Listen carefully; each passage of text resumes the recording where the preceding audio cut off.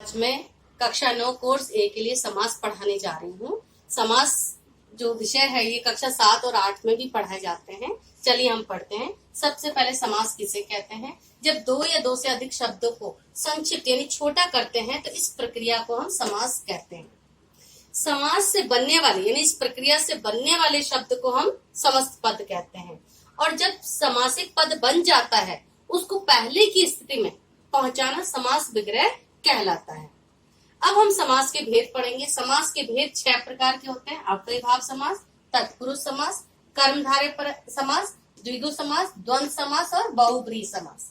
सबसे पहले हम अव्ययीभाव समास पढ़ेंगे जिसका पहला पद अव्यय हो। अव्यय यानी अविकल, जिसका प्रयोग करने से कोई परिवर्तन नहीं होता और साथ में यही पद प्रधान भी होता है।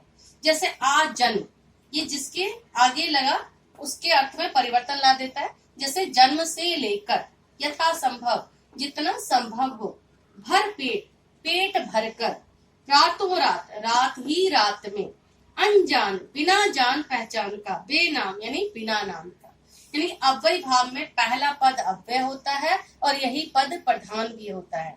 यानी कि इसमें आपको ध्यान रखना है कि पहला पद अव्यय होता है। दूसरा है तत्पुरुष समास। तत्पुरुष समास में दूसरा पद प्रधान होता है और सबसे प्रमुख ध्यान रखने वाली बात है कि इसमें कारक चिन्हों का लोप हो जाता है। जब हम समस्त पद बनाते हैं तो कारक चिन्हों का लोप हो जाता है। इसके 6 भेद हैं। कर्म तत्पुरुष, करण तत्पुरुष, संप्रदान तत्पुरुष, अपादान तत्पुरुष, संबंध तत्पुरुष और अधिकरण तत्पुरुष। यानी कारक के 8 भेद होते हैं। उन्हीं में से 6 भेद तत्पुरुष समास के होते हैं और इन चिन्हों के आधार पर उस समास का भेद बन जाता है। जैसे यहाँ पे यश को प्राप्त, यश प्राप्त, यहाँ पे को प्रसर्ग का लोप हुआ है। को आप देख रहे हैं कि कर्म है तो यहाँ कर्म तत्पुरुष बन जाएगा। ऐसे ही संप्रदान का उदाहरण दे रखा है यहाँ पे। रसोई के लिए घर, रसोई घर, ये के लिए का यहाँ पे लोप हो गया है तो रसोई घर संप्रदान तत्पुरुष का उदाहरण है।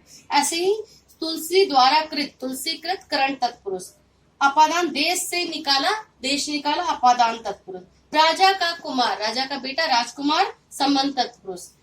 दही में डूबा हुआ बड़ा, दही बड़ा, अधिकरण तत्पुरुष। इस तरह से तीसरा भेद है कर्मधारय, जिसमें विशेषण विशेष्य या उपमेय उपमान का संबंध हो। यानी कि जिसका पहला पद विशेषण हो और दूसरा विशेष्य या फिर उपमेय और उपमान हो, वहां कर्मधारय समास होता है। कई बार कर्मधारय समास का विग्रह के अनुसार ध्यान में रखना होता है क्योंकि कई बार वो दोनों अर्थ ना होके तीसरा अर्थ प्रधान हो जाता है तो बहुब्रीहि का भी उदाहरण बन जाता है। यहाँ पे देखो, जैसे नीला है जो कमल, नील कमल, यहाँ पे नीला है जो कमल, नील कमल, यहाँ कर्मधारय, यहाँ पे विशेषण है और दूसरा विशेष्य है। वज्र के समान देह, देह है वज्र के समान, वज्र है, इसलिए यहाँ पे भी विशेषता हो गई। पुरुषों में है जो, पुरुषों में जो उत्तम हो, पुरुषोत्तम। चरण के समान कमल, चरण कमल। तो यहाँ आप देख रहे हैं कि उपमेय उपमान या विशेषण विशेष्य का संबंध बताया गया है तो एक कर्मधारय समास हुआ। चौथा है द्विगु समास। ये भी बहुत आसान है यदि आप नियम को ध्यान में रखेंगे। इसका पहला पद संख्यावाची होता है और साथ में समूह का बोध कराता है, समूह या समाहार का। जैसे त्रिभुज, 3 भुजाओं का समूह, त्रिभुज द्विगु समास। 3 कालों का समाहार, त्रिकाल। 9 निधियों का समाहार, नवनिधि। 3 शूलों का समूह, त्रिशूल। यहाँ भी आपको ध्यान रखना है, कई बार संख्यावाची पद होते हुए भी तीसरा पद प्रधान हो जाता है तो वो उदाहरण बहुब्रीहि का बन जाता है, लेकिन विग्रह के अनुसार आपको पता चल जाता है कि ये द्विगु का है या बहुब्रीहि का।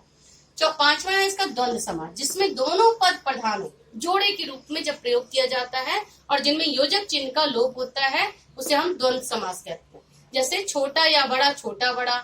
अन्न और जल, अनजल। चाय या कॉफी, चाय कॉफी। माता और पिता, माता पिता। इस तरह से द्वंद्व यानी जोड़ा, आपको ध्यान रखना है, योजक के साथ इसका प्रयोग होता है।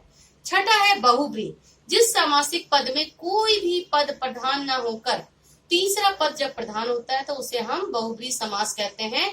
इस समास से भी निर्मित शब्द विशेषण का कार्य करता है। जैसे नीला है कंठ जिसका, नीलकंठ यानी शिव। अब देखो ये जो है कर्मधारय में भी उदाहरण होता है, नीलकंठ। भाई नीला है जो कंठ, नीलकंठ, तब तो कर्मधारय, लेकिन नीला है कंठ जिसका अर्थात शिव, तो यहाँ पे बहुब्रीहि का। 3 है रंग जिसमें, तिरंगा, ये नहीं हमारा राष्ट्र ध्वज, तो यहाँ पे बहुब्रीहि समास। हमारा पीत है अंबर जिसके, पीतांबर यानी विष्णु। अब पीतांबर, पीले हैं वस्त्र जिसके, पीतांबर, तब वो कर्मधारय समास हो जाता है। तो इस प्रकार आपने देखा कि समास के 6 भेद हैं और 6 भेद आपको ध्यान रखना है इसके नियम के अनुसार, और ये बहुत आसान होता है करना। नमस्कार।